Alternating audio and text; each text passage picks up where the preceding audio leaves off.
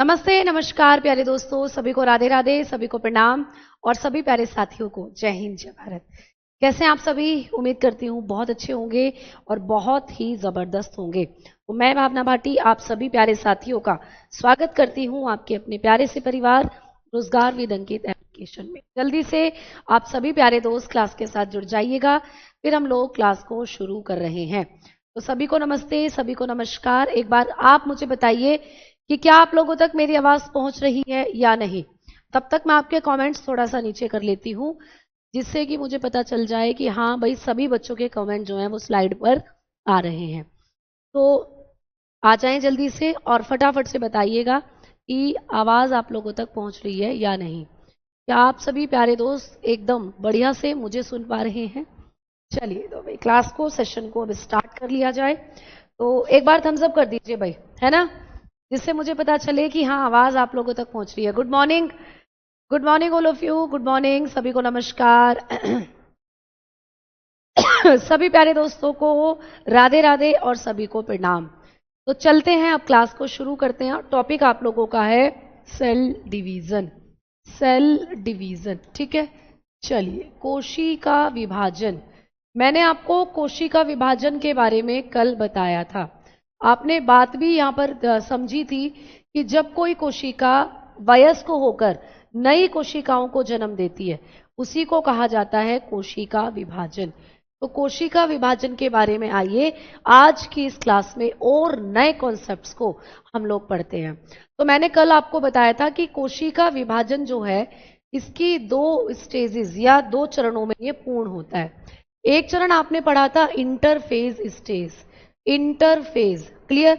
मैंने बताया था आपको इंटरफेज के बारे में, जिसको कहते हैं अंतावस्था।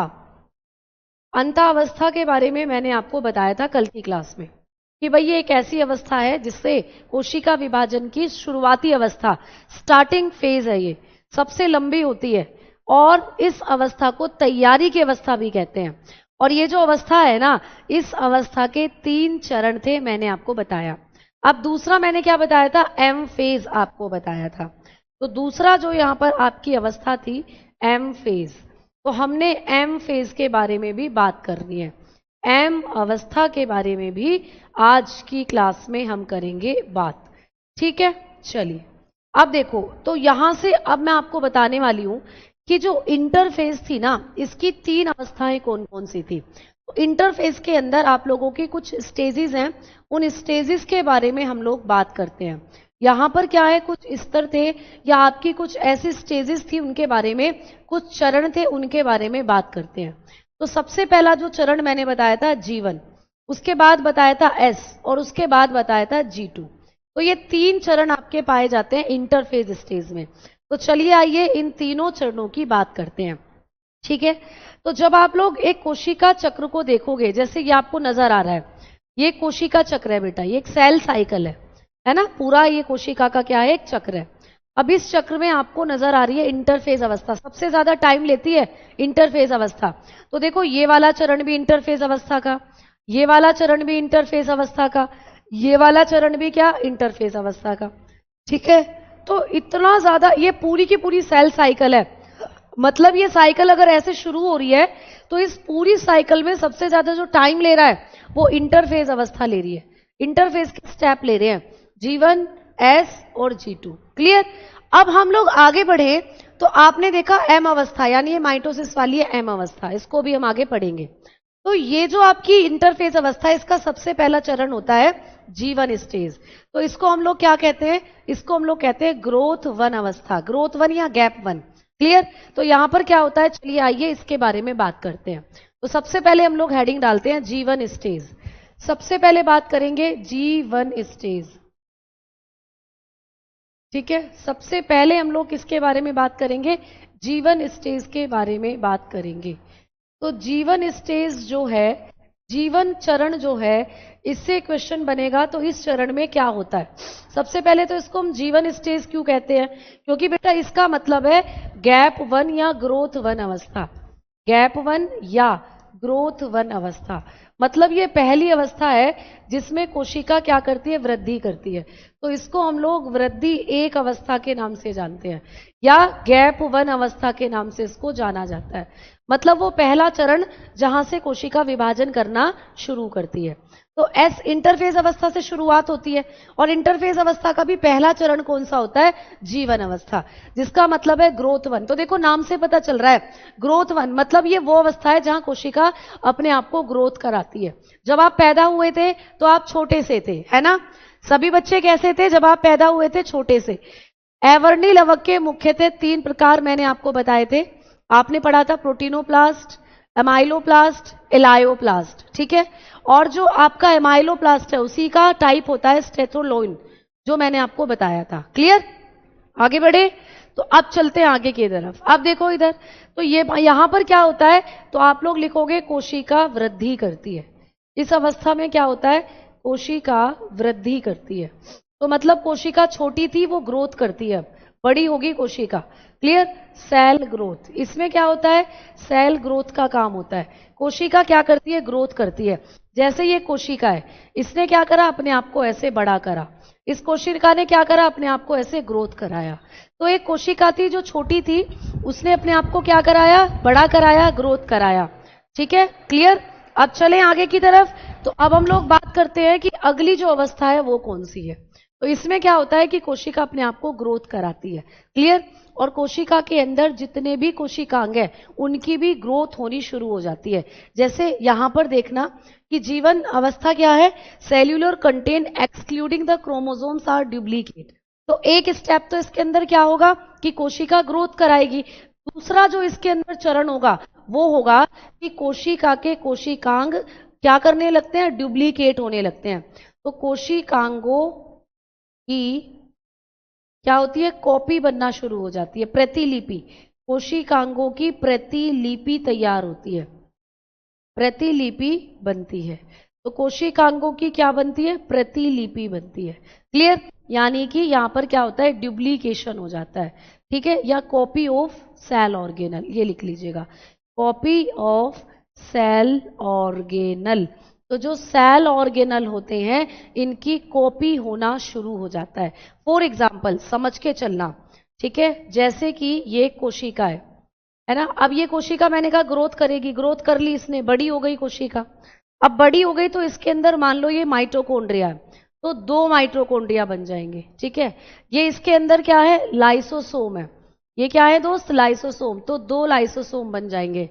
ये इसके अंदर क्या है, गोल्गी बॉडी, तो भाई 2 गोल्गी बॉडी बन जाएगी इस तरीके से। ठीक है, ये इसके अंदर क्या है, राइबोसोम, तो एक्स्ट्रा राइबोसोम बन जाएंगे। मतलब हर कोशिकांग 2 कॉपी बनाने लग जाता है, डुप्लीकेशन होना शुरू हो जाता है, कॉपी होने लग जाती है सेल ऑर्गेनल की। क्यों, क्योंकि जब ये कोशिका बटेगी, जब इस कोशिका का बंटवारा होगा तो बंटवारे में आधे कोशिकांग ये अपनी जो इसकी पुत्री कोशिकाएं बनेंगी उनको दे देगी। तो इसके अंदर कोशिकांगों की कॉपी होने लग जाती है, कोशिकांग डबल होने शुरू हो जाते हैं, क्योंकि इसको अपने कोशिकांग आने वाली कोशिकाओं में डिस्ट्रीब्यूट करने हैं, बांटने हैं, तो ज्यादा मटेरियल की जरूरत होती है। जैसे आपके घर में रोज डेली के डेली क्या बनता है, 2 रोटियां बनती है। अब आपके घर में आज एक एक्स्ट्रा गेस्ट आ गया तो आप क्या करोगे, रोटी ज्यादा बनाओगे, 4 रोटियां बनाओगे एक एग्जाम्पल के तौर पर। क्यों, क्योंकि 2 अपने लिए और 2 उस गेस्ट के लिए। तो सिमिलरली यहां पर कोशिका होने वाली है अब 1 से 2। तो जब कोशिका डिवाइड करने वाली है अपने आप को, तो इसीलिए उसके अंदर जितने भी कोशिकांग हैं उनको भी वो 2 पार्ट में डिवाइड कर लेती है, कॉपी बना लेती है कोशिकांगों की, जिससे आधी कॉपी वो अपने जो उसकी नई कोशिकाएं बनेंगी उससे उनको दे सके। ठीक है, तो ये होता है आपका किसके अंदर, स्टेज 1 के अंदर। चलिए आगे चलते हैं, G1 स्टेज की ये अवस्था थी। अब बात करेंगे एस स्टेज। ये क्वेश्चन आता है कि G2 स्टेज के बाद कौन सी स्टेज आती है, तो आती है दोस्तों एस स्टेज, यानी कि एस चरण की बात करते हैं अब। तो एस चरण बहुत इंपॉर्टेंट है, ये पेपर में आया हुआ भी है। इसमें क्या होता है पूछा जाता है, तो स्टार इस पर हम लोग लगाकर चलेंगे। ठीक है, तो एस चरण काफी ज्यादा इंपोर्टेंट है और ये आपको पूछा हुआ है। इसमें क्या होता है कि जो एस स्टेज होती है, एस चरण जो होता है, इस चरण के अंदर एस का मतलब होता है सिंथेसिस, संश्लेषण। और किसका संश्लेषण होता है? डीएनए का या गुणसूत्रों का। तो ये एक ऐसा चरण है जिसके अंदर क्या हो जाएगा बेटा? डीएनए सिंथेसिस, या यहां पर जो डीएनए उसकी कॉपी बनना शुरू हो जाती है। तो यहां पर लिखेंगे इस अवस्था को कहते हैं सिंथेसिस स्टेज। सिंथेसिस स्टेज, इस अवस्था का नाम, एस का मतलब है सिंथेसिस, तो इसको हम लोग संश्लेषित अवस्था के नाम से जानते हैं। ये पेपर में पूछा जाता है कि अंत्य अवस्था का कौन सा चरण है जिसे हम संश्लेषित अवस्था के नाम से जानते हैं, तो एस स्टेज। इसमें क्या होता है? तो इसमें आप लोग बताओगे कि गुणसूत्र और डीएनए की कॉपी, गुणसूत्र या आप लोग बताते हो डीएनए सॉरी का संश्लेषण। ठीक है, इसके अंदर क्या होता है कि गुणसूत्र या डीएनए का संश्लेषण होता है, मतलब एक्स्ट्रा कॉपी में गुणसूत्र या एक्स्ट्रा मटेरियल में डीएनए बनने लगता है सॉरी, ज्यादा डीएनए बनने लगता है बेटा, क्योंकि आधा डीएनए इसको किसको देना है? जो इससे दो कोशिकाएं बनेंगी उसको देना है। तो यहां डीएनए भी ज्यादा बनने लगता है, डीएनए का भी संश्लेषण होने लगता है, तो इसी को कहते हैं सिंथेसिस स्टेज। यानी इसमें क्या होता है? डीएनए संश्लेषण। तो इस स्टेज के अंदर होगा सिंथेसिस ऑफ डीएनए।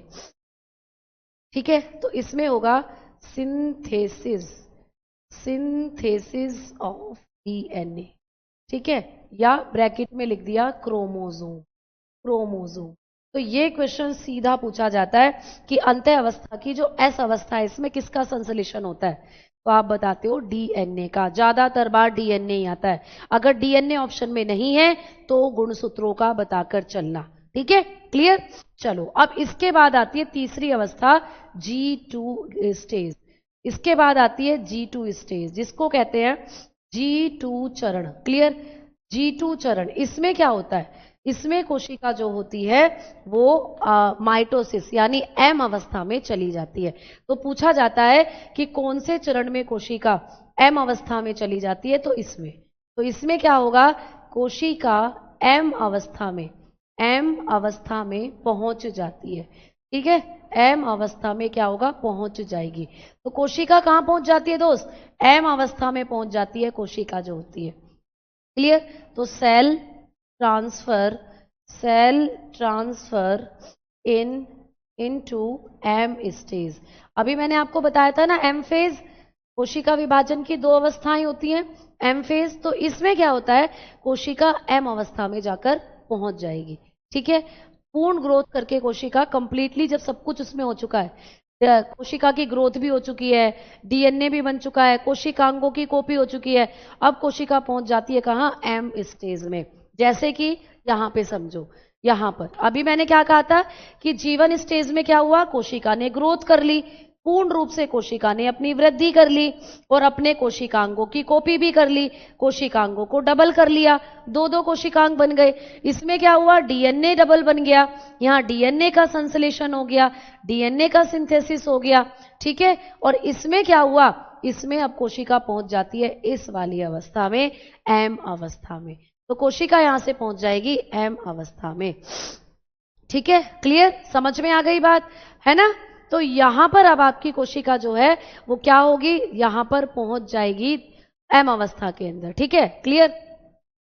ठीक, समझ में आ गई बात है ना?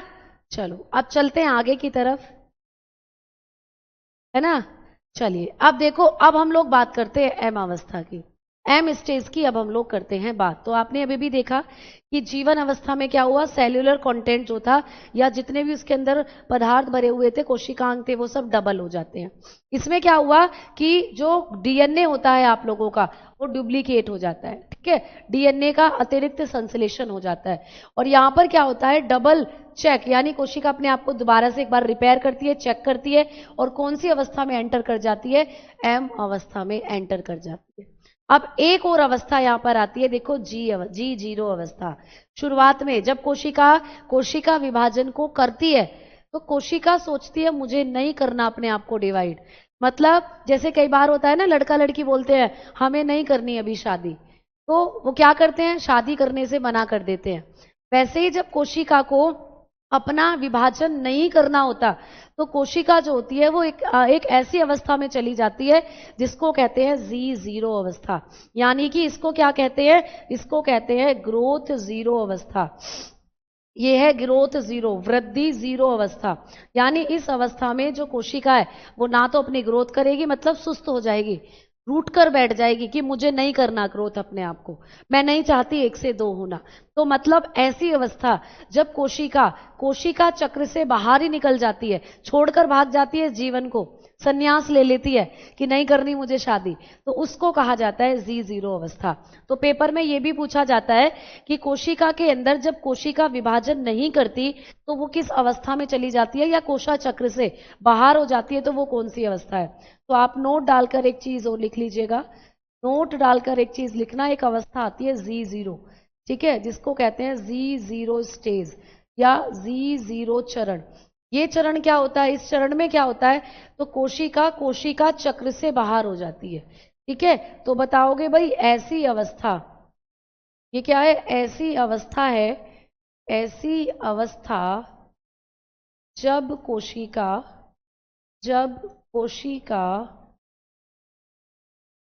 कोशिका चक्र से कोशिका चक्र से बाहर हो जाती, ठीक है, कोशिका चक्र से क्या होती है दोस्त, बाहर हो जाती है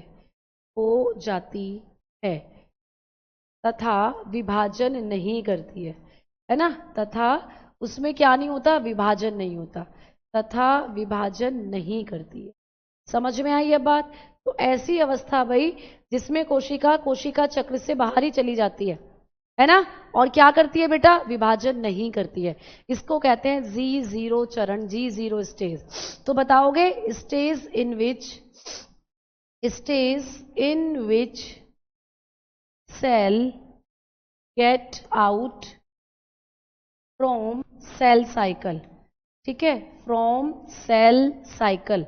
मैंने आपको पढ़ाया था ना सेल साइकिल के बारे में, from cell cycle and not divided. तो ऐसी अवस्था जिसमें कोशिका अपने आप को कोशिका चक्र से बाहर धकेल लेती है और क्या नहीं करती है बेटा, विभाजन नहीं करती है। पॉइंट क्लियर हुआ, जल्दी से बताओ। जीवन स्टेज में ही प्रोटीन सिंथेसिस होता है, क्या ये सही है। देखो जो आप लोगों की जीवन स्टेज होती है, इसमें बेसिकली जो प्रोटीन सिंथेसिस का काम है वो बहुत स्पीड अप नहीं होता, शुरुआत हो जाती है यहां पर प्रोटीन सिंथेसिस की, लेकिन बेसिकली जब डीएनए का संश्लेषण होता है तो वहां जाकर वो प्रोटीन सिंथेसिस का प्रोसेस ज्यादा हो जाता है। तो जीवन स्टेज में वो स्टार्ट हो रहा है, लेकिन पर्टिकुलरली वो एस स्टेज में जाकर बढ़ रहा है, ठीक है, समझ में आ गई बात। चलो तो अब हम आगे बढ़े। तो यहां पर आप लोगों ने देखा कि एक G2 स्टेज भी होती है, इसके बारे में आपने समझा। तो अब कोशिका कौन से चरण में आ गई भाई, G2 के बाद एम फेज में। तो अब हेडिंग डालते हैं एम फेज। अब हम लोग हेडिंग डालेंगे एम अवस्था, जहां से ज्यादातर आपको क्वेश्चंस आते हैं। एम फेज की बात करेंगे। अब हम बात करेंगे एम चरण की। तो कोशिका के अंदर जो एम फेज होती है, एम चरण होता है, अब इसके बारे में हम लोग बात करेंगे, ठीक है, क्लियर। चले आगे बात करें। चलो अब देखो, तो एम फेज जो होती है भाई ये 2 चरणों में बटी हुई होती है। एम अवस्था जो होती है, एम अवस्था लिखना, एम अवस्था जो होती है ये 2 चरणों में बटी हुई होती है भाई, क्लियर। एम फेज जो अवस्था जो है ये 2 चरणों में बटी होती है। एक होती है माइटोसिस, ठीक है, जिसको कहते हैं समसूत्री, आपने जरूर पढ़ा होगा समसूत्री, क्लियर, नाम जरूर सुना होगा।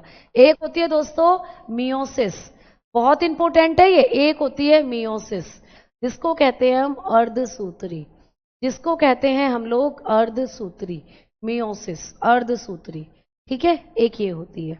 तो जब हम लोग इन अवस्थाओं की बात करते हैं तो माइटोसिस और मियोसिस यानी समसूत्री और अर्धसूत्री, इनसे भी आपको क्वेश्चंस आते हैं। तो अब जब कोशिका पहुंच गई है एम स्टेज में, अब क्या होगा, ये दोनों चरण शुरू होंगे, है ना। एम अवस्था का मतलब होता है माइटोसिस और मियोसिस। एम का मतलब क्या होता है? माइटोसिस और मियोसिस। ठीक है, क्लियर। चले आगे। अब देखो, तो जो समसूत्री विभाजन है और अर्धसूत्री विभाजन है, आइए अब इन दोनों के बारे में मैं आपको पढ़ाती हूं एक एक करके पॉइंट्स, यानी दोनों के बारे में हम डिफरेंस करते हैं कि किस तरीके से यहां से क्वेश्चन आता है। इधर हम लिखेंगे माइटोसिस, इधर हम लोग लिखेंगे मियोसिस, ठीक है, अर्धसूत्री, अर्धसूत्री, और इधर हम लोग लिखेंगे क्या? समसूत्री, इधर हम लोग लिखेंगे समसूत्री। ठीक है, अब दोनों के बारे में आइए बात करते हैं। सबसे पहले दोनों की खोज आपको पूछा जाएगा कि माइटोसिस और मियोसिस, इन दोनों की खोज किसने करी थी भाई। तो माइटोसिस और मियोसिस की खोज की बात करते हैं तो सबसे पहला पॉइंट होगा दोनों की डिस्कवरी, क्योंकि एग्जामिनेशन में आता है कि दोनों की जो डिस्कवरी है वो किसने करी थी। माइटोसिस और मियोसिस की डिस्कवरी किसने करी थी? तो जब हम लोग माइटोसिस की बात करते हैं तो इसको खोजा था वॉल्डर फ्लेमिंग नाम के साइंटिस्ट ने, और मैम इसको किसने खोजा था? ऑस्कर हर्टविग नाम के साइंटिस्ट थे उन्होंने।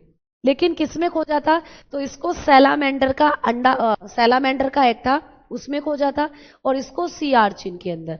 तो मैं आपको एक सेगमेंट, एक पॉइंट दिखाना चाहती हूँ एनसीईआरटी का, जिसमें आपको दिया हुआ है कि माइटोसिस और मियोसिस ये किसने खोजे थे। यहां से आप चीजें पढ़ोगे तो देखो, mitosis was discovered by German biologist Walther Flemming. कब? 1882 में, जो मैंने अभी आपको बताया, वॉल्डर फ्लेमिंग। और meiosis was discovered by German biologist Oscar, ये भी जर्मन बायोलॉजिस्ट थे, ऑस्कर हर्टविग। कब? 1896 में। किसमें? सी अर्चिन के एग में। और ये किसमें खोजा गया था? सैलामेंडर के अंदर, सैलामेंडर के एम्ब्रियो में। अब सैलामेंडर क्या है? उभयचर। तो चलिए इनके बारे में बातें करना शुरू करते हैं। ठीक है, चलो आ जाओ। तो अब मैं आपको बता देती हूँ, ये पॉइंट्स हम लोग लिख लेते हैं जो आपको एनसीईआरटी की बुक में भी दिए हुए हैं। तो आइए खोज के बारे में बात कर लेते हैं। ठीक है, तो यहां पर आपने बताया वॉल्डर फ्लेमिंग। किसने खोजा था दोस्त? वॉल्डर फ्लेमिंग, वॉल्डर फ्लेमिंग नाम के साइंटिस्ट ने। ठीक है, तो बताएंगे वॉल्डर फ्लेमिंग, वॉल्डर फ्लेमिंग। क्लियर? वॉल्डर फ्लेमिंग ने डिस्कवर किया था। कब? ईयर मैंने आपको बता दिया, 1882 में।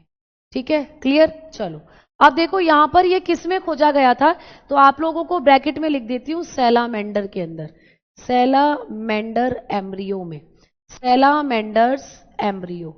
ठीक है, यानी कि सैलामेंडर के भ्रूण में। जो सैलामेंडर है ना, ये एक उभयचर होता है। सैलामेंडर के भ्रूण में सबसे पहले इस प्रकार के विभाजन को देखा गया था। किसने देखा था? वॉल्डर फ्लेमिंग ने देखा था, याद रखना। ठीक है, क्लियर। अब यहां पर आ जाओ, इसकी खोज किसने करी थी दोस्तों? तो इसकी खोज, इसकी डिस्कवरी की जब हम लोग बात करते हैं तो इसकी जो डिस्कवरी करी थी वो करी थी, आप बताते हैं, ऑस्कर हर्टविग ने। किसने? ऑस्कर हर्टविग। क्लियर? ऑस्कर हर्टविग नाम के साइंटिस्ट ने 1876 के अंदर। ठीक है, अब देखो यहां पर जब हमने बात करी ऑस्कर ने किसमें ढूंढा था, तो ऑस्कर हर्टविग ने, ऑस्कर हर्टविग इन्होंने कहां ढूंढा था? तो हम बताते हैं किसके अंदर, आप बताओगे सी ऑर्चिन के एग में। सी ऑर्चिन, सी ऑर्चिन्स एग। सी ऑर्चिन क्या है? सी ऑर्चिन एक इकाइनोडर्माटा का सदस्य है, इसके अंदर ढूंढा था। सी ऑर्चिन, सी ऑर्चिन के अंडे में ढूंढा था भाई इस विभाजन को। ठीक है, अंडे में। समझ में आ गई बात? तो ये पॉइंट्स भी आपको पूछे जा सकते हैं पेपर के अंदर, है ना। क्लियर? चलिए अब देखो, अब आप बच्चे सोच रहे होंगे मैम ये सैलामेंडर क्या है? मेंढक देखा है? मेंढक, जैसे मेंढक होता है ना, जिस प्रजाति, जिस संघ के अंदर मेंढक आता है उसी संघ में आता है ये सैलामेंडर। तो ये सैलामेंडर एक उभयचर है बेटा, इस बात को याद रखना। एम्फीबियन, जैसे मेंढक होता है उसी तरीके से ये भी क्या है? एक एम्फीबियन है जो सैलामेंडर है। अच्छा, सी आर्चिन, सी आर्चिन इकाइनोडर्माटा के अंदर आता है। इकाइनोडर्माटा ये भी एक जंतु है, ये इकाइनोडर्माटा संघ के अंदर आता है। Echinodermata, clear? तो ये आता है इकाइनोडर्माटा संघ के अंदर। ठीक, समझ में आ गई बात, है ना।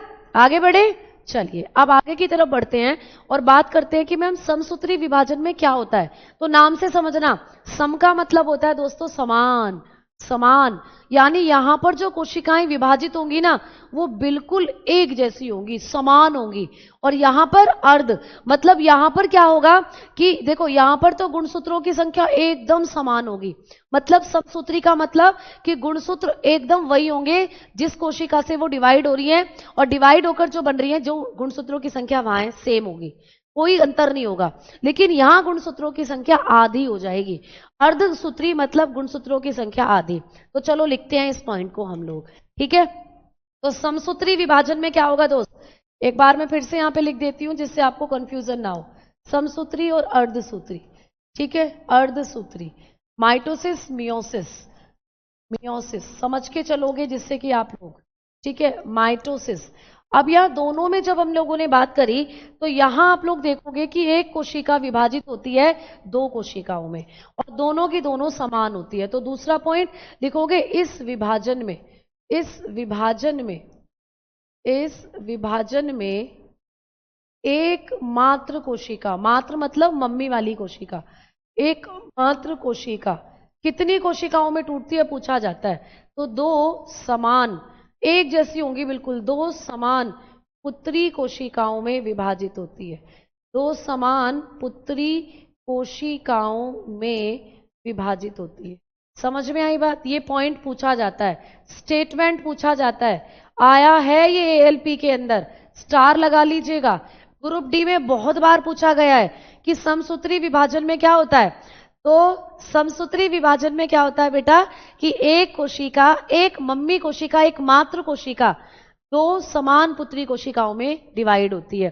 तो इस विभाजन में एक मात्र कोशिका दो समान पुत्री कोशिकाओं में विभाजन होती है, ठीक है, विभाजित होती है लिखना,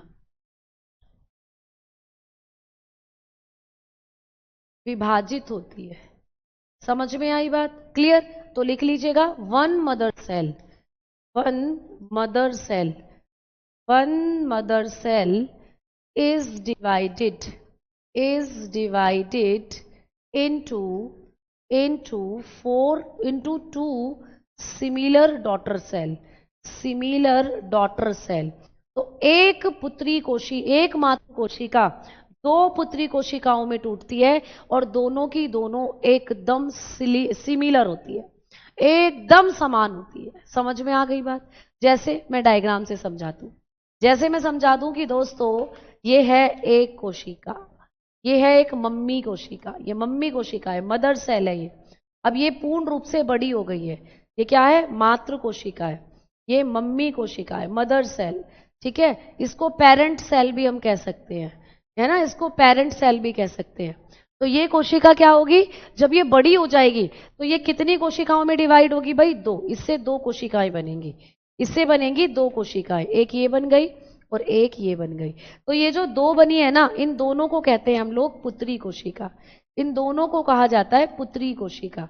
तो ये जो दो बनी है इनको कहते हैं डॉटर सेल, इनको कहा जाता है दोस्त डॉटर सेल, ठीक है। सन पुत्र कोशिका नहीं है, पुत्री कोशिका है, डॉटर सेल। तो ये मदर सेल और ये दो बनी है डॉटर सेल। तो एक मदर सेल दो सेल को जन्म देती है और दोनों की दोनों एकदम समान होंगी। समान कैसे, अगर इनकी मम्मी के पास चार गुणसूत्र हैं तो इनमें भी चार ही गुणसूत्र होंगे ऐसे।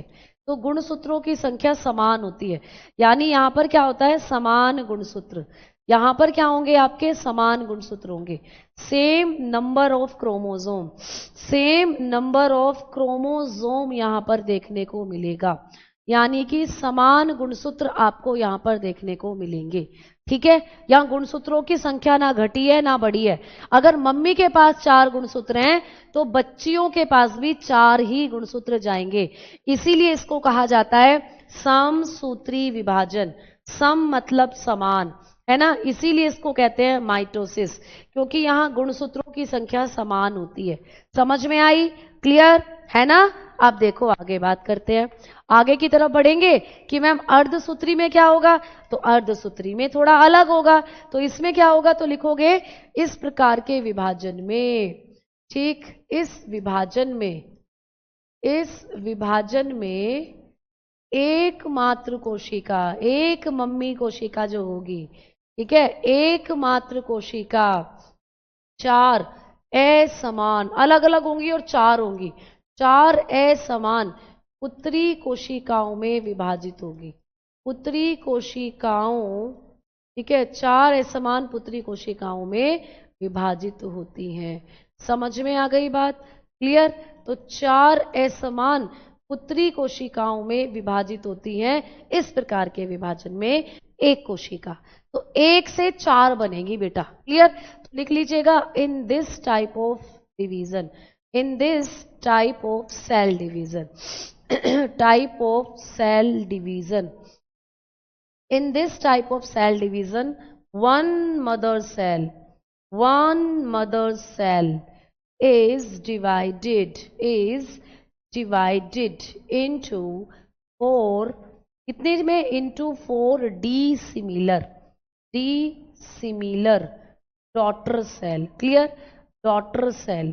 तो यहां पर एक जो मात्र कोशिका है वो 4 अलग अलग पुत्री कोशिकाओं में डिवाइड होगी, मतलब 1 से 4 कोशिकाएं बनेंगी और चारों की चारों अलग अलग होंगी। ठीक है, समझ में आ गया बात?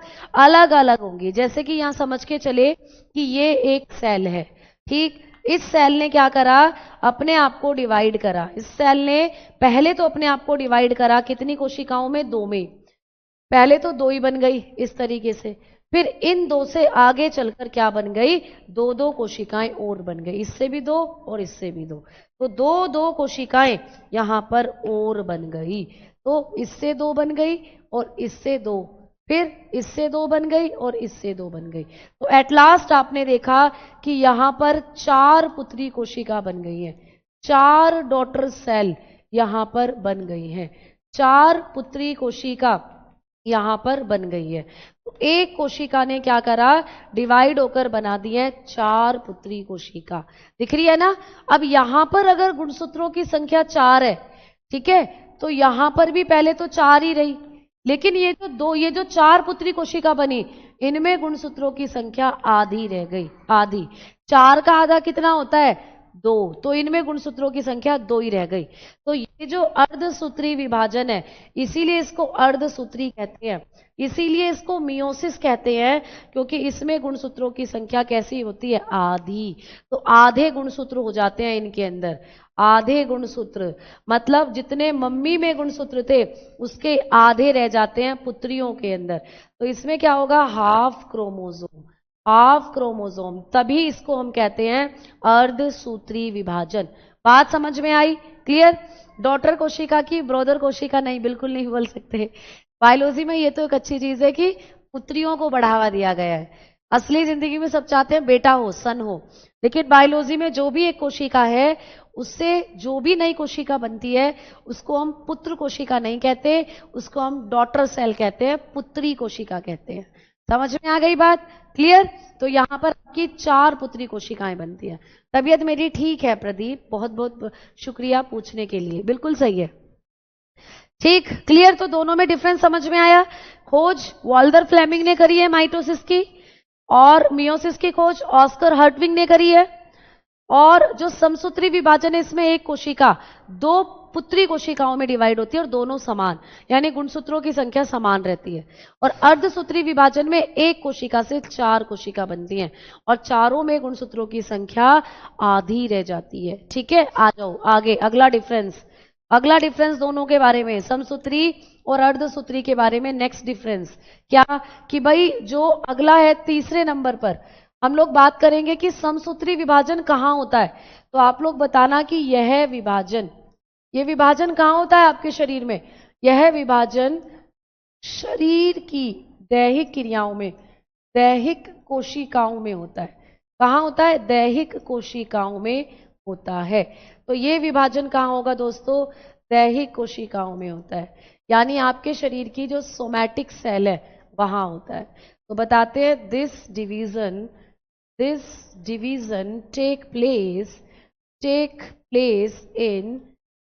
Take place in somatic cell of the body. तो ये कहाँ होता है? सोमैटिक सेल में होता है ना? बहुत इंपॉर्टेंट पॉइंट है, पूछ लिया जाता है, स्टार लगा के लिखेंगे।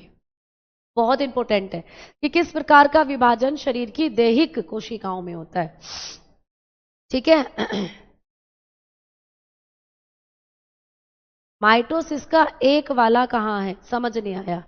क्या है माइटोसिस का एक वाला? क्या माइटोसिस का एक वाला, समझ नहीं आया। एक ये रहा माइटोसिस, ठीक है, दूसरा पॉइंट ये रहा और तीसरा पॉइंट ये रहा। ठीक, चलो आ जाओ आगे बात करते हैं। तो यहां पर अच्छा एक वाला कहाँ है? एक वाला मुझे समझ नहीं आ रहा क्या बोल रहे हो। चलो आ जाओ आगे बात करते हैं। अब देखो इधर तीसरा पॉइंट यहां पर, इसमें क्या होता है कि यह विभाजन जनन कोशिका में होता है। कहाँ होता है? जनन कोशिका। अब जनन कोशिका को कई बार हम लोग युग्मक कोशिका भी बोल देते हैं, तो ब्रैकेट में लिख देती हूँ युग्मक। ठीक है, युग्मक कोशिका में होता है। तो ये पूछा जाता है आपको कि ये कहाँ होता है हमारे शरीर में, तो ये जनन कोशिका या युग्मक कोशिकाओं में होता है। तो आप लोग बताते हो this division take place in, कहाँ होगा भाई? In gamete cell.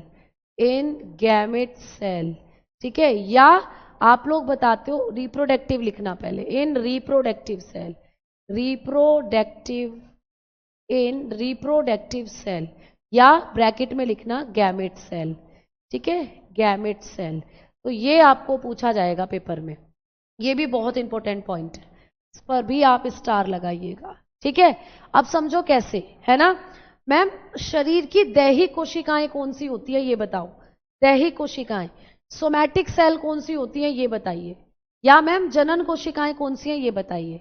तो आप अच्छे से समझ जाओगे जब मैं यहां पर बताऊंगी। देखो, कभी भी आपको पूछे कि हमारे शरीर की जो जनन कोशिकाएं हैं वो कौन सी होती हैं, जनन कोशिका, तो बेटा याद रखना जनन कोशिकाओं को ही कहते हैं युग्मक कोशिका।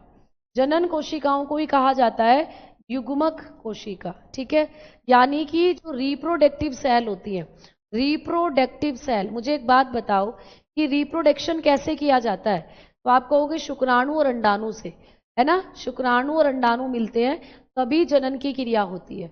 तो कभी भी आपको पूछे कि हमारे शरीर में जो जनन कोशिकाएं हैं ये कौन सी होती हैं, तो जनन कोशिका दो होती हैं बेटा, एक तो शुक्राणु और एक अंडाणु, है ना? इनको कहते हैं जनन कोशिका, यानी कि स्पर्म और यानी कि ओवम, इनको कहा जाता है जनन कोशिका। तो एक शुक्राणु से 4 शुक्राणु बनते हैं, एक अंडाणु से 4 अंडाणु बनते हैं। इस तरीके से याद रखना कि जब भी आपके शरीर में जो शुक्राणु और अंडाणु है ना, इनके अंदर विभाजन होगा तो वो अर्धसूत्री विभाजन होता है। ठीक है, जनन कोशिका समझ में आ गई? शुक्राणु और अंडाणु ये होती हैं जनन कोशिकाएं। क्लियर? लेकिन मैम आपने कहा दैहिक कोशिका कौन सी होती है, तो भाई इनको छोड़ दो, शुक्राणु और अंडाणु को छोड़कर जितनी भी कोशिका आपकी बॉडी में है वो सबकी सब सोमैटिक सेल है, वो सबकी सब सोमैटिक सेल है ना? जनन कोशिका शुक्राणु और अंडाणु को छोड़कर जितनी भी आपके शरीर में कोशिका है, चाहे आपकी त्वचा की कोशिका हो, ठीक है, चाहे आपके यकृत की कोशिका हो, चाहे आपके हृदय की कोशिका हो, चाहे आपके पेट की कोशिका हो, चाहे आपके गुर्दों की कोशिका हो, ठीक है, चाहे आप लोगों के शरीर में जो ग्रंथियां हैं इनकी कोशिका हो, ये सब की सब होती है दैहिक कोशिका, ये सब होती हैं दैहिक कोशिका।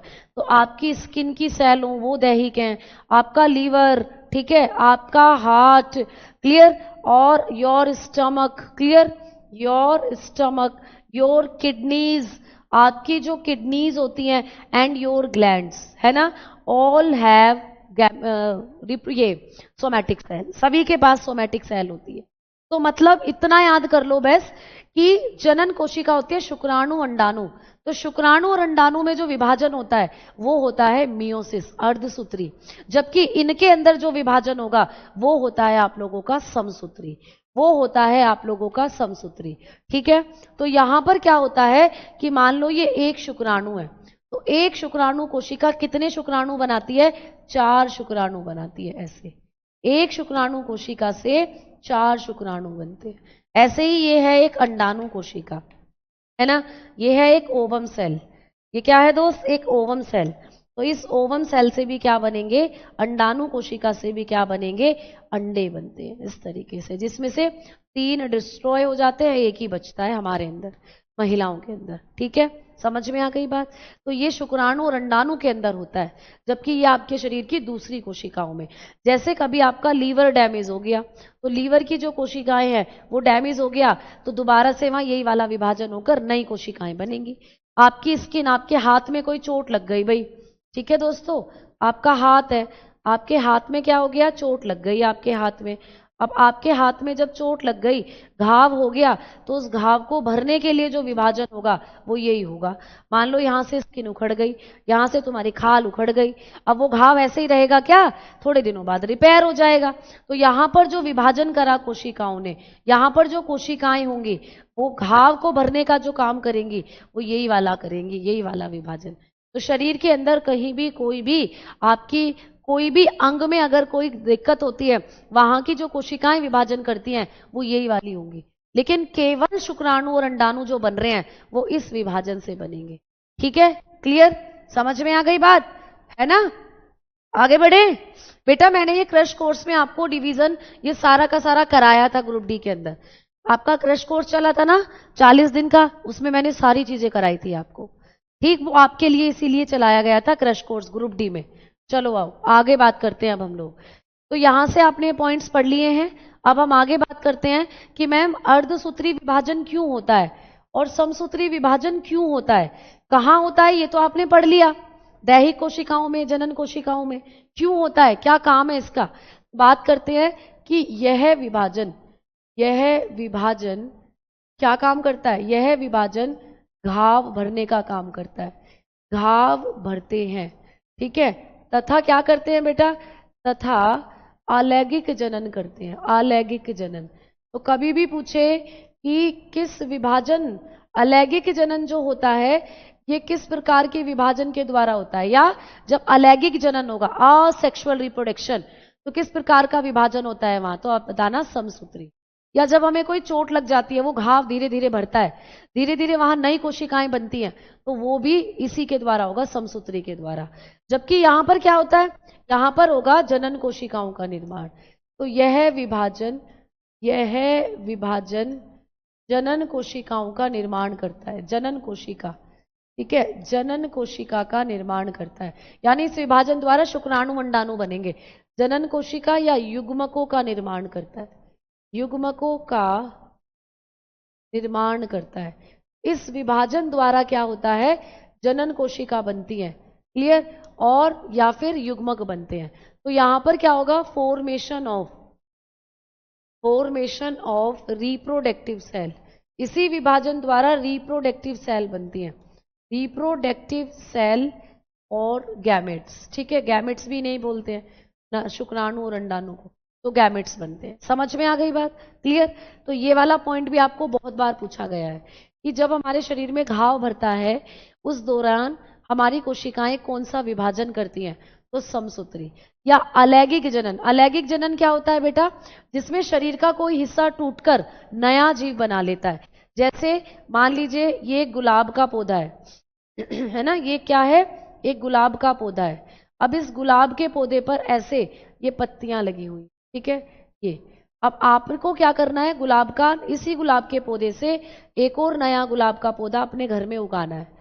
तो आप क्या करोगे, इस कलम को तोड़कर ले जाओगे और इस कलम को नीचे जमीन में गाड़ दोगे, और इसी से फिर क्या होगा, नया गुलाब का पौधा जो है वो बन जाएगा, नया गुलाब का पौधा बन जाएगा, है ना। तो यहां पर क्या हुआ, इसके अंदर क्या तुम्हें नर और मादा की जरूरत पड़ी, शुक्राणु अंडाणु की जरूरत पड़ी गुलाब के पौधे की कलम लगाने के लिए? नहीं, वो तो एक तना था, वो तो उसकी एक सोमेटिक सेल थी, तो उसी से क्या हो जाएगा, नया पौधा उग जाएगा। या तो ये तो हो गया एक अलैंगिक जनन। डिटेल में आप पढ़ोगे अलैंगिक जनन को जब मैं आपको रिप्रोडक्शन वाला चैप्टर पढ़ाऊंगी, तो इसके लिए भी परेशान मत होइए आप लोग। ठीक है, अजय क्या पूछ रहे हैं, अजय क्या पूछ रहे हो? ठीक है, इलेक्ट्रीशियन की लाइव क्लास चलेगी या नहीं, वो एक बार सर से कंफर्म करके मैं बताऊंगी। ठीक है, क्लियर। कपिल, ये आपने ग्रुप डी का क्रैश कोर्स लिया था क्या, ये बताओ बेटा। क्रैश कोर्स 40 दिन के लिए जो चला था उसमें मैंने आपको डिटेल में ये क्वेश्चन कराया था, ये चैप्टर कराया था, और ये ग्रुप डी के लिए था क्रैश कोर्स स्पेशली। तो उसमें मैंने आपको ये पूरा का पूरा चैप्टर कराया था बेटा, ठीक है, क्लियर है ना। चलो, तो इस तरीके से अलैंगिक जनन और घाव को भरने का काम करता है समसूत्री विभाजन। तो लिख लीजिएगा, it take place, it healing, आप लोग लिखोगे इट हीलिंग वुंड। ये क्या करता है भाई, वुंड को हील करता है, घाव जो होता है आप लोगों का। It healing would wound and for asexual reproduction, and used for asexual reproduction। ठीक है, तो ये किस लिए होता है भाई, या तो ये अलैंगिक जनन में होगा इस्तेमाल ये वाला विभाजन, या ये घाव को भरने में इस्तेमाल होता है। समझ में आ गई बात, क्लियर, आगे बढ़े, ठीक है ना। चलो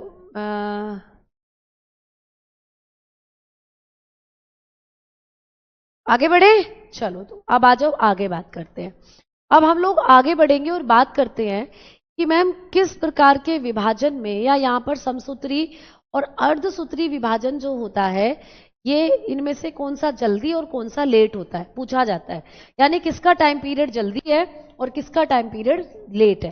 तो हम लोग बात करते हैं यहाँ पर पांचवा पॉइंट, भाई यह विभाजन जल्दी हो जाता है। ये विभाजन क्या होगा, जल्दी होता है। इस विभाजन को होने में ज्यादा टाइम नहीं लगता है, ठीक है। इट, आप लोग बताते हो, इट टेक लेस टाइम। तो ये क्या करता है, कम टाइम लेता है, विभाजन जल्दी हो जाता है। जबकि जब हम अर्धसूत्री की बात करें तो ये विभाजन जो है देर में होता है। यह विभाजन, ठीक है, यह विभाजन अधिक समय में होता है, अधिक समय में होता है। तो ये विभाजन जो होता है ये ज्यादा समय में होता है, अधिक समय में होता है। समझ में आई बात। तो इसके लिए लिखेंगे इट टेक मोर टाइम, ये ज्यादा समय में होता है बेटा, क्लियर। तो कंपैरेटिवली अगर हम लोग देखें माइटोसिस और मियोसिस को, तो कौन सा जल्दी हो जाता है, माइटोसिस जो है ये जल्दी हो जाता है, समसूत्री विभाजन जल्दी हो जाता है, अर्धसूत्री विभाजन थोड़ा देर में होता है। अब हम लोग बात करते हैं दोनों के चरण, कि ये विभाजन कितने चरणों में पूर्ण होता है ना, स्टेप। तो दोनों ही चरण को पूरा करने के लिए कुछ स्टेप चाहिए। जैसे कि 2 स्टेप अगर मैं बताकर चलूं, दोनों ही चरण में 2 स्टेप होते हैं। एक होता है कैरियोकाइनेसिस स्टेप, कैरियोकाइनेसिस, मेरी क्लास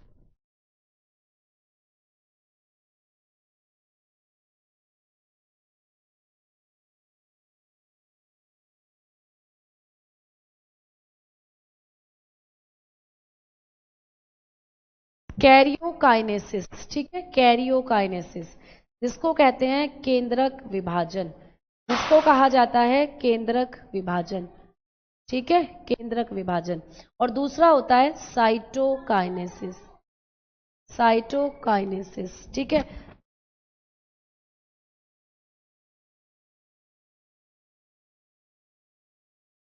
कैरियोकाइनेसिस जिसको कहते हैं कोशिका द्रव विभाजन, ठीक है, कोशिका द्रव्य विभाजन। ये क्वेश्चन ग्रुप डी में पूछे गए थे बेटा, ठीक है, आए हैं ये एएलपी में भी और ग्रुप डी के अंदर भी, ठीक है। चलो कौन सा फिर से समझाऊं बेटा, ये बताओ, ये वाला। इसमें मैंने क्या कहा कि यहां पर समसूत्री विभाजन घाव को भरता है बेटा, घाव भरने के काम आता है। आपको कोई चोट लगी है तो आप देखते हो 1-2 दिन में वो चोट थोड़ी थोड़ी हील होने लग जाती है, लेकिन ये विभाजन थोड़ा लेट होता है। अब लेट क्यों होता है वो मैं आपको बताती हूँ अभी, ठीक है। देखो अभी हम यहाँ पढ़ रहे हैं ना, चरण की बात कर रहे हैं, तो चरण से पता चलेगा कि ये विभाजन लेट क्यों होता है, ठीक है। चलो तो देखो इसमें ये विभाजन कितने स्टेप्स में होता है, 2 स्टेप्स में होता है। कैरियोकाइनेसिस जिसको कहते हैं केंद्रक विभाजन, और साइटोकाइनेसिस जिसको कहते हैं कोशिका द्रव विभाजन। देखो होता क्या है, बहुत अच्छे से समझना, मैं एक एक कॉन्सेप्ट आपको क्लियर कर रही हूं। ये कोशिका है, अब ये विभाजन करना चाहती है, ठीक है, ये इसके अंदर केंद्रक है। ये कोशिका के अंदर क्या है दोस्त, केंद्रक। आप पढ़ के आ चुके हो पीछे, ये न्यूक्लियस है इसका। अब जब ये कोशिका अपने आप को विभाजन कराएगी ना, जब ये डिवाइड होना शुरू होगी, तो डिवीजन यहां से शुरू होगा। डिवीजन कहां से शुरू होता है, केंद्रक से शुरू होगा, है ना। जब ये डिवीजन स्टार्ट करेगी तो समसूत्री या अर्धसूत्री जो विभाजन है वो कहां से शुरू होता है, केंद्रक से शुरू होता है। तो यहां से शुरू होगा ये विभाजन, ठीक है। अब जब यहां से शुरू होगा ये विभाजन, पहले क्या होगा कि ये केंद्रक डिवाइड होगा ऐसे। तो जब केंद्रक डिवाइड होता है तो इसको कहते हैं कैरियोकाइनेसिस। इसको कहा जाता है कैरियोकाइनेसिस, यानी इसको कहते हैं केंद्रक विभाजन। इसको क्या कहा जाता है, केंद्रक विभाजन, ठीक है। तो जब केंद्रक के दो टुकड़े हो गए, केंद्रक जब विभाजित हो गया, उसके बाद शुरू होगा इस वाले पार्ट का डिवीजन।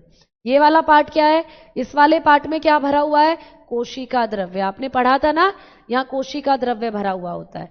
तो ये क्या भरा हुआ है भाई, ये भरा हुआ है कोशिका द्रव्य। ये है कोशिका द्रव्य। ये यहाँ पर साइटोप्लाज्म भरा हुआ है, यहाँ पर ये क्या भरा हुआ है, साइटोप्लाज्म।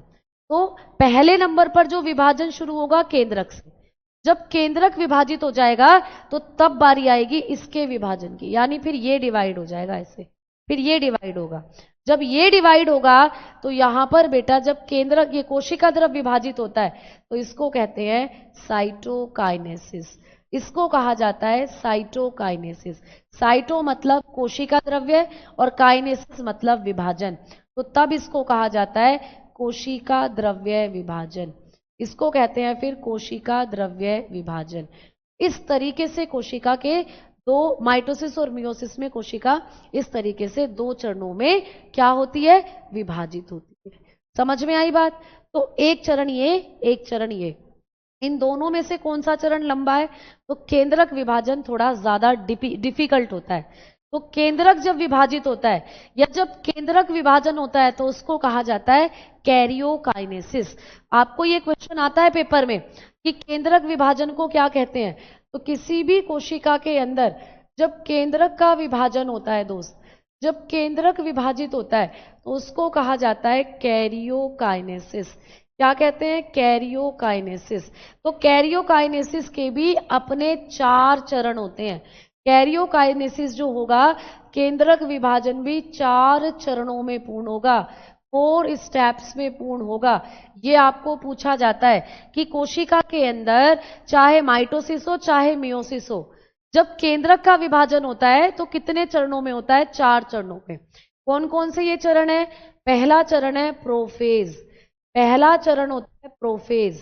प्रोफेज अवस्था के बारे में पूछा जाएगा। फिर दूसरा चरण होता है मेटाफेज, ठीक है, मेटा, क्लियर। इसको कहते हैं हम लोग क्या, मेटाफेज, क्लियर। इसके बाद तीसरा चरण होता है एनाफेज, ठीक है, एनाफेज, एनाफेज, क्लियर। एनाफेज होगा तीसरा चरण, एनाफेज। और इसके बाद चौथा चरण होता है टेलोफेज, क्लियर, टेलोफेज। नेक्स्ट चरण होगा टेलोफेज। तो ये चारों के चारों जो चरण है ये कहाँ होते हैं, केंद्रक में होते हैं। ये सबके सब केंद्रक में कंप्लीट होते हैं बेटा। तो ये क्वेश्चन आता है कि जब कोशिका का केंद्रक विभाजित होता है उसको क्या कहते हैं, कैरियोकाइनेसिस। और केंद्रक जब विभाजित होगा तो कितने चरणों में विभाजित होगा, 4 में। ये 4 चरण कौन से हैं, प्रोफेज, मेटाफेज, एनाफेज, टेलोफेज, ठीक है।